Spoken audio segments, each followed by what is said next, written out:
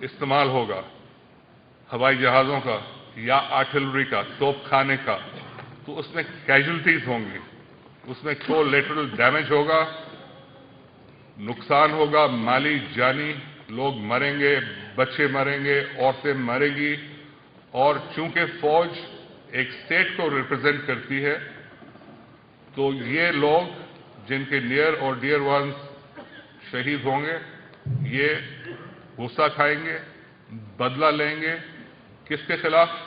State of Pakistan کے خلاف۔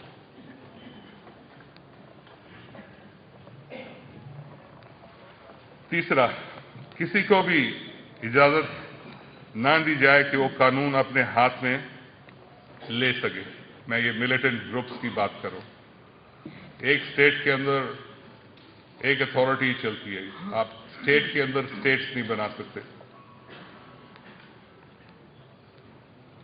اور یہ گورنمنٹ کو چیلنج نہ کریں، اور گورنمنٹ کی پالیسی میں اپیزمنٹ نہیں ہونی چاہیے، جہاں گڑبڑ ہے اس کو پھر صاف کرنا چاہیے۔ چوتھا، بے انصافی، غربت، ناخواندگی،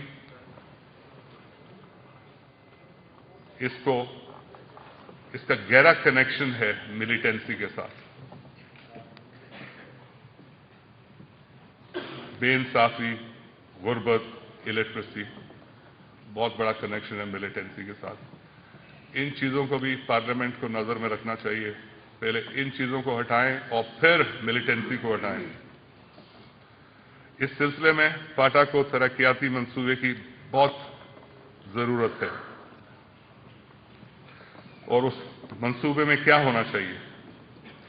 ملازمتوں کی فراہمی، سوشل سروسز، اور لوگوں کے رہنے کا سٹینڈرڈ امپروو کرنا۔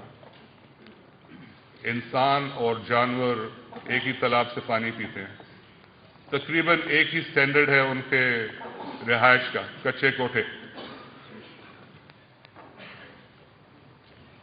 ایک اونچا رہائشی سٹینڈرڈ اگر ہم دے سکیں، اگر شارٹ رن میں نہیں تو مڈل کورس میں، تو فاٹا کے لوگوں کے لیے ایک بہتری پیدا ہوگی اور وہ شاید ملیٹنسی سے ہٹ جائیں۔ پانچواں، ایک جامع میڈیا پالیسی چاہیے اسپانسرڈ بائی دا اسٹیٹ، تاکہ عوام ایجوکیٹ ہو سکے صحیح طریقے کے ساتھ کہ کیا ہو رہا ہے، کیا غلط ہو رہا ہے، کیا صحیح ہو رہا ہے۔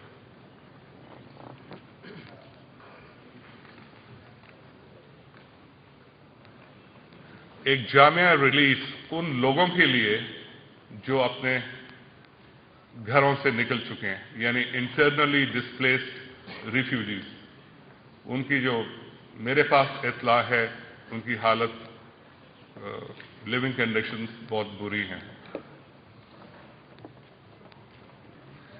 میں تھوڑا سا ٹائم لوں گا معیشت سے۔ معاشی فرنٹ پہ حالات اور بھی سنگین اور غمگین ہیں۔ اس کی وجہ کیا ہے؟ ریسنٹلی پاکستانی روپیہ 23% ڈراپ کر گیا ہے ڈالر سے۔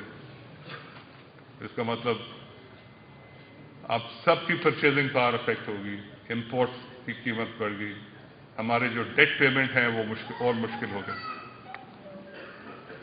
ہمارے فورن ایکسچینج ریزروز، ان کی حضرت صاحب نے بات کی تھی، وہ پہلے کچھ گزارا تھے، ابھی بہت لو لیول پہ ہیں، اور جو اکنامک ایکسپرٹس ہیں وہ سوچ رہے ہیں کہ فیبروری نیکسٹ ایئر 2009 تک پاکستان ڈیفالٹ کر جائے گا۔ ڈالر کی قیمت 80 روپے سے بڑھ چکی ہے، جس کا اثر سب امپورٹس پر ہوگا اور ہو رہا ہے۔ سن 2008-2009 میں external current account deficit 14 billion dollar سے اوپر ہوگا، یہ جی ڈی پی کا 7.7 ہے۔ اگر کیپٹل انفلو 7 بلین ڈالر ہو تو ایکسٹرنل فائنینسنگ گیپ 7 بلین کا ہوگا، جو پاکستان کے پاس نہیں ہے۔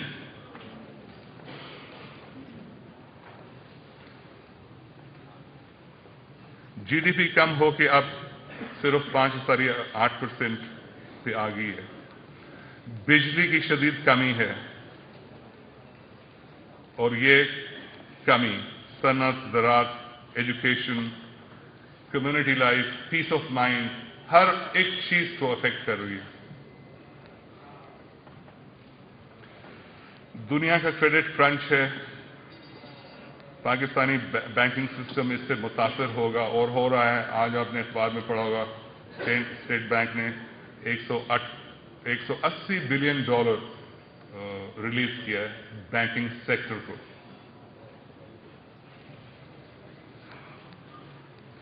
एक्सटर्नल सेक्टर में एक अनफाइनेंस्ड गैप इतना ज्यादा है कि उसको मजीद बोरोइंग से पूरा नहीं किया जा सकता।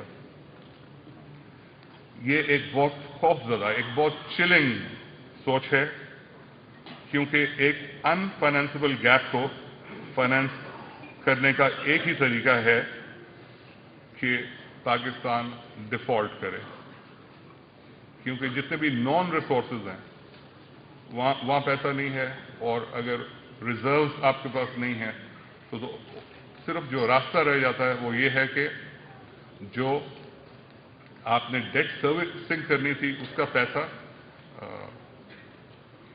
इसको फाइनेंस करें।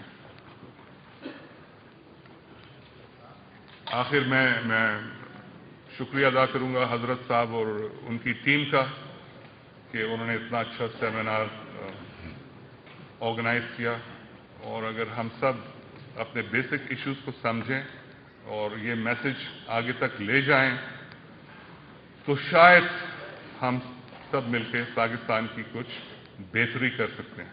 शुक्रिया।